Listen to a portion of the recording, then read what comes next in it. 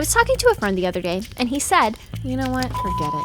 The truth is I don't have any friends. I admit, I'm all alone." All these times that I said I was talking to my friends, I've really been talking to my pet donkey. He lives in my backyard, and his name is Steven.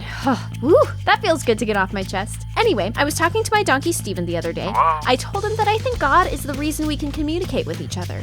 But Steven doesn't believe in God. He told me I was being a real God of the Gapper, that whenever I don't have a scientific explanation for something, I just say that God did it. Like how I don't have any scientific explanation for how All Star by Smash Mouth is the greatest song of all time, but it is. Which got me thinking, do scientific advances disprove God?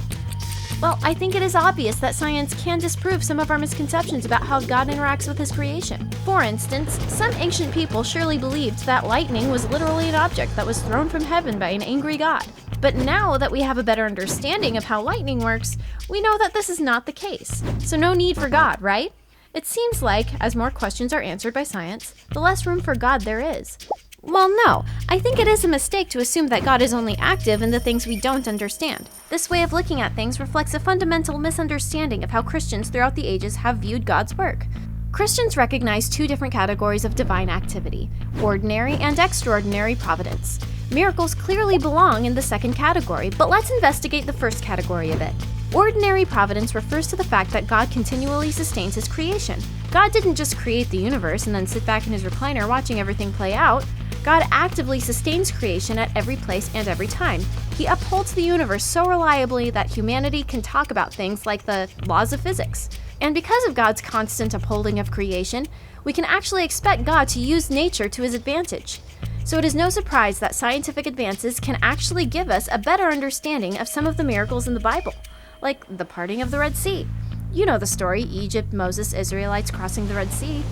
A closer look at the Bible reveals some interesting details about this story. Most importantly, as the Israelites were preparing to cross the Red Sea, Moses stretched out his hand over the sea, and all that night the Lord drove the sea back with a strong east wind and turned it into dry land.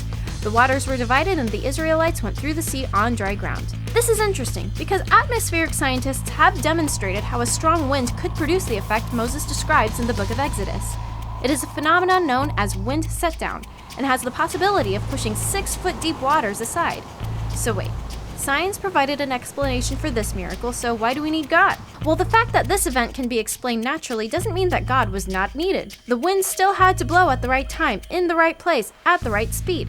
This is still a miracle, even though it can technically be explained naturally. Whether this is the explanation for the Red Sea crossing or not, it highlights the important fact that advancing scientific knowledge continues to affirm the credibility of some of the events described in the Bible.